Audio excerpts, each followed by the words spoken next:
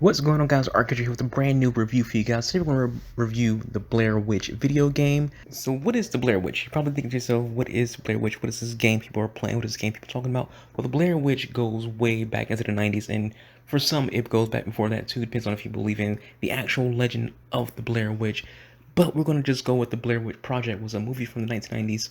It was a horror film that was like some found footage kind of horror film where, a bunch of, high school, college, teenagers, college adults went to the woods, and bad shit happened. So there's multiple movies of the Blair Witches. The cult classic that a lot of people don't really care about, but there's also a following behind it where people they're intrigued by the Blair Witch. They're intrigued by the lore and the thought process, the thought of this force and this witch. So the video game The Blair Witch takes place in 1994. You play as a guy named Ellis who was equipped with it was basic tools of survival. He has a Nokia phone, a flashlight, a backpack, walkie-talkie, and a camcorder. So you're thinking along the lines of like an Outlast kind of game where Outlast, you have the camcorder, you use that to basically help you out throughout the game. In this game, different from Outlast, the camcorder has a little bit of mystical appeal to it. It's not just your typical camcorder. A lot of things in the game happen based on you using that camcorder. I would say there's three ways of getting information in this game: your dog, bullet, one of the enemies, and your camera. Those three things give you your information for the most part. Otherwise, you'd be lost in the woods, just running around for just hours, not knowing what you're doing. This game does not give you any indication on what you need to be doing or what you should be doing, other than those three mechanics: your dog, the enemy, and your camcorder. So the game begins with your main character Ellis joining a search party to find a lost boy. It's you, along with the search party and your dog Bullet, you go around looking for clues. The core mechanic of the game is Bullet. He runs around and he'll bark whenever he finds something for you to investigate. And if you find something of your own, you can have Bullet sniff it and he'll go investigate. So after time of you and Bullet, exploring the woods and trying to figure out what's going on and where this little boy is, something happens. Ellis falls off the path. He becomes a little psychotic and anxiety kicks in. Then you start to learn more and more about his backstory. Throughout the game, you'll get flashes of who Ellis is and his past and why people talk to him the way they talk to him. Because throughout the game, his girlfriend Jess, the sheriff, they talk to him in a way that makes you think that there's more to this character than meets the eye. And I'm not going to spoil anything when it comes to reviews. So if you're interested in this game, you do not have to worry about this review to give you any kind of spoilers. I'm not spoiling anything when it comes to Ellis, the endings, the dog, whatever. None of it's being spoiled. So throughout the game, you're going to come across supernatural baddies, supernatural little enemies, and depending on how you react to them can dictate the endings that you get in this game. And your flashlight is your weapon. They're afraid of light, so any kind of light source is going to be your best friend in this game. So how's the horror? When you look at a horror game, you're not looking at it because is it visually astonishing? Is it how's the graphics? Is the graphics looking good? It's not why you look at a horror video game. It's not why you come to a horror review. You want to know, is the game scary? Well, the Blair Witch game, it depends on you. This is a horror game for horror fans, yes, but it depends on you, the individual person, and how you view horror. For me personally, the game's not scary.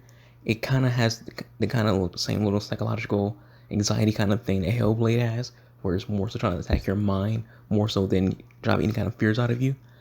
But again, this is one of the things where it's case by case when it comes to you, the individual person, and what scares you. This game has a lot of jump scares, but when it happened for me, I just kind of shrugged it off.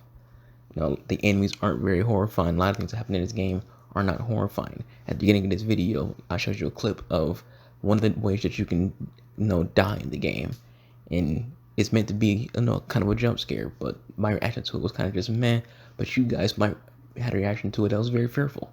So depending on how you view fear and what does and doesn't scare you, will dictate how horror this game is. To me, it's very suspenseful. The music is perfect when it comes to the suspense.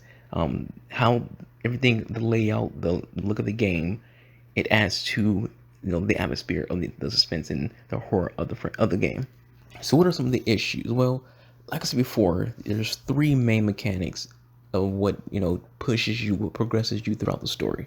Bullet, the enemy, I think his name's Carver, I'm mistaken, and your camcorder. Those three things are what progresses you throughout the game.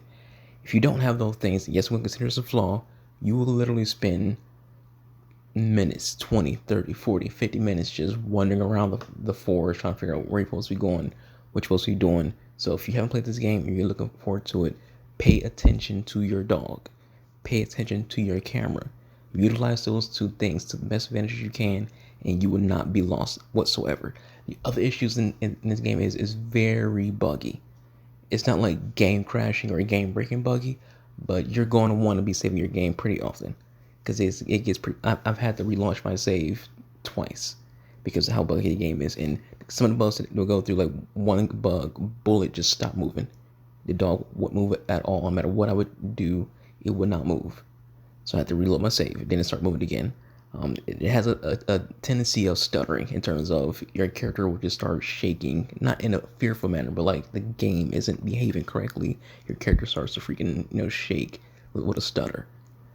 So there's some bugs in the game. Depending on if you're lucky, you might not experience any bugs whatsoever. But if you're unlucky, it could dictate whether or not you do or don't enjoy the game. So this review won't be long because again, I don't want to spoil anything. I feel like anything else I say will dip into spoiling the game.